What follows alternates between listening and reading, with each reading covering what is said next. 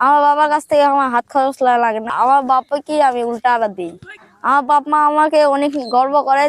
আমার বন্ধু বান্ধবের বাপ মা ওদেরকে বকে যে সজীব কি করলো আর তোরা কি করতি। স্কুলে আমি 1200 টাকা করে উপবৃত্তি পাই। এই টাকা খেলে দিলে খাওয়া দাওয়া করে ফুরিয়ে যায়। 2 বছর আগে বাবা বলল টাকাগুলা কাজে লাগানোর চেষ্টা কর। এত অল্প টাকা কি করতে যাই বুঝতে পারতেছিলাম। ওই মাসে আমি 1200 টাকা পাইছি। আমার বাপ আরো 300 টাকা দেয়, মোট 1500 টাকা দেয়। 50টা পোল্ট্রি মুরগির বাচ্চা নিয়ে এসে দিল। আল্লাহর ইচ্ছা প্রথমবারই আমি সফল হলাম। ওখান থেকে শুরু আজকে এই অবস্থায় দেখতে পাচ্ছি।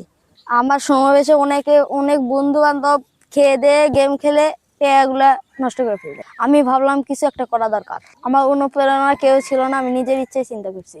কেউ কোনো অনুপ্রেরণা থাকে তাহলে আমার বাপ। আমার বাপ সবসময় বলে যে কিছু একটা করার চেষ্টা কর। না না না, চাকরি বাকরি বিদেশ যাওয়ার ইচ্ছা আমার নাই। আলহামদুলিল্লাহ এখন আমি ক্লাস 6-এ পড়ি। এই অবস্থায় আমার একটা মুরগির ফার্ম। এটা বড় করে ইনশাল্লাহ আমার গরুর ফার্ম ও হাঁসের ফার্ম দেওয়ার ইচ্ছা আছে। আল্লাহ দিলে এলে সফল হতে পারলে চাকরি বাকরি আর বিদেশ যাওয়ার কোনো দরকার হবে না। 50টা দিয়ে শুরু করেছিলাম, এখন আমার ফার্মে 1000 মুরগি। মাঝে মধ্যে বিক্রয় করি এবং তাও 1000 থাকে। আলহামদুলিল্লাহ এই কয় বছরে আমি অনেক সফলতা পাইছি। আমার আফসোস একটাই, এক মাসের উপবৃত্তির টাকা দিয়ে আমি ফার্ম করতে পারছি, তাহলে প্রত্যেকটা মাসের টাকা যদি কাজে লাগাইতাম, এটাই আফসোস। মুরগির বাচ্চাই কিনি 30টা পিস, 1 মাস পালি। 1 মাসে বিক্রির উপযুক্ত হয়ে যায়, 2 কেজি 2.5 কেজি হয়ে যায়। 30টা পিস মুরগি কিনা, খাওয়া খরচে মুরগি প্রতি 50টা পড়ে যায়। না, এটা করতে গিয়ে আমার তেমন কোনো সমস্যা হয়নি।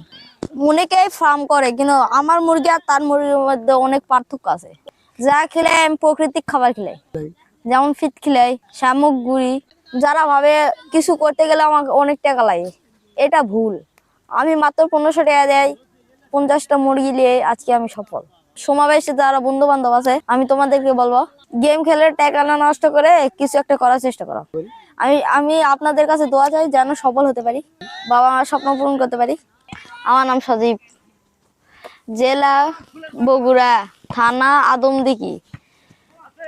আমি পড়াশোনা করি ক্লাস 6-এ পারুল ইসলামিয়া দাখিল মাদ্রাসা।